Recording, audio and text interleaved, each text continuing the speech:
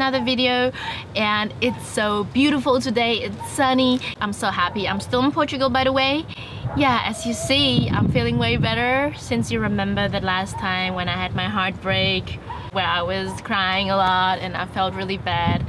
You guys cheered me up a lot. Even the friends here around in Portugal that I've met, I visit them again and they cheered me up, and I'm feeling way better now to just keep going with my trip and tell you new stuff and how things are going. As you know that I'm a regular poster on Instagram, it's so much more easy for me as well to connect with the people on Instagram because they are just DM me, they ask me questions, and it's a bit difficult now to respond to everyone, but I always try my best. So yeah, you should definitely follow me there if you want to see how the whole travel is going. Today is a topic that I want to talk about, and because I got that asked quite a few times too, and this is the question about how you park for free or how you park in Europe, or at least now I'm in Europe, so I'm just covering the Europe part. How to park and not getting in trouble with the police, or just how I find the spot to park, because I never really go to camping spots and I don't like it. I don't like the idea of living freely. You know, that's what it's supposed to be in a van, to have access to everywhere at any time as what you want, and then to park maybe in a camping spot. This is just not my thing, and I've never camped in a camping spot, only if I asked there to have a shower and then I went back out to keep driving or so. I'm gonna show you where I am. I'm like just 2 minutes away from the beach. Quite a quiet place too, with some greens, and it's a nice view, and it's quite remote. Not too remote, because like 30 minutes away is like a supermarket where you can just buy stuff and grocery and food and everything. But I still think it's a beautiful spot, and I'm gonna take you a little bit with me, and after that we're going to talk about how I find these places and how I just do it and park wherever I kind of want. Alright, so let's go. So guys, first of all, you will see I parked here in that spot. It is quite empty, and you see the roads are like just over there. And this is the fauna I kind of have. It's nice, I like it, I'm alone. So, and if we pass that view, we will have the access to the beach, which is beautiful, because I actually parked over here, but the road was a little bit not like flat, so I moved. So yeah, actually we have this really nice pier walking along, and it's beautiful. It's such a beautiful day to film, and you see the dog. He's a crazy one. And what do I love most about this is just that the dog can just run around freely, and he just have so much fun. And that's really what I love about it. It's beautiful. So I'm gonna show you. This is where I parked. This is the beautiful beach we have. No one is here, pretty much. So that's what I meant, you know. I'm not a big fan of camping spots, and this is what I really like. Daniel, come here, come here.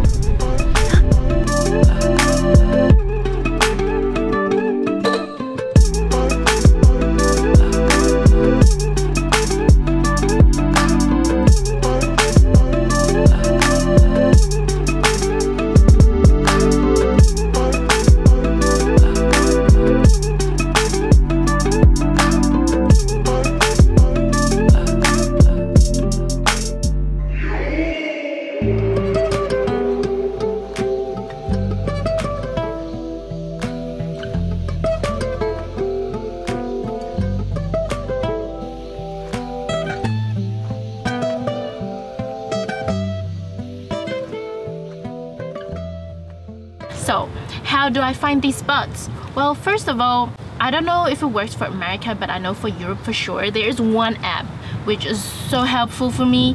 It's called Park4Night.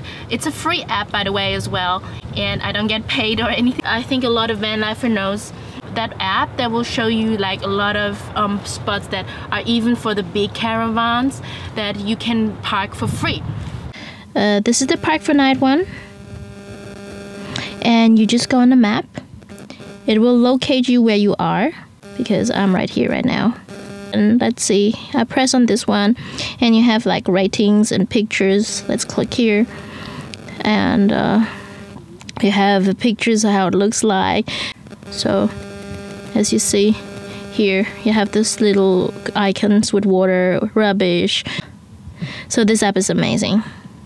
Right, so this is the one thing I normally do very first when I choose a spot, and because they have pictures, you know, you can really decide, oh, if I want to go there, if I want to be more in the nature, I want to be more in the city, or whatsoever. The second thing is that I do is actually I just drive along. Like this spot where I'm right now, I just drove along the coast and I saw like how people were parking here. And I was looking and I was like, yeah, that looks quite nice. So I drove in here and I parked, and I loved the spot, so I just stayed here. So sometimes it's like, it's the adventure too, you know, you just have to explore, you have to see where to go and just decide, you know, if you like it or not. And I think that's also one good thing to find, especially like hidden spots. And once you find them, of course, you can map them in the app, because you can also add new places to it.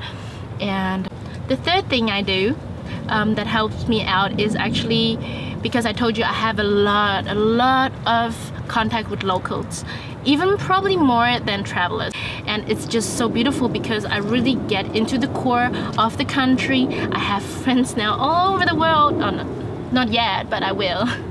I have friends all over the place, and they're so friendly because they see what I'm doing. So you just go and connect to them, talk to them. And this spot I found before with this beautiful view I have right here is one that a friend actually of mine told me to go. It was actually a hookup place, like for people who were like hook up in cars in front of the beach, like really nice. But you know, you can still park there, it's not a big deal. These are pretty much the main things I do to find spot, and because my car, as I said, is really not that big, I don't find any problems in parking situation, especially because I told you I can park anywhere because this car feels so cozy. I can just close the curtains and the door, but even if I stand on the street, I really do not mind because it's just so cozy in my van, and I can park anywhere. It's small, and it depends on the country. Like I've been crossing Belgium, France, Spain, and Portugal now. Some countries are more camper van friendly, especially like Portugal is. In Spain, I heard from friends that they had troubles and they had to pay. It didn't happen to me, so I was quite lucky. As long as you don't leave a big mess. You shouldn't leave a mess at all, actually. Yeah, but you should just really take care of your surrounding and not like making bonfires everywhere you go, and just really be aware. But I didn't have any kind of struggle yet with parking situation. Right, so I think that's pretty much it, guys.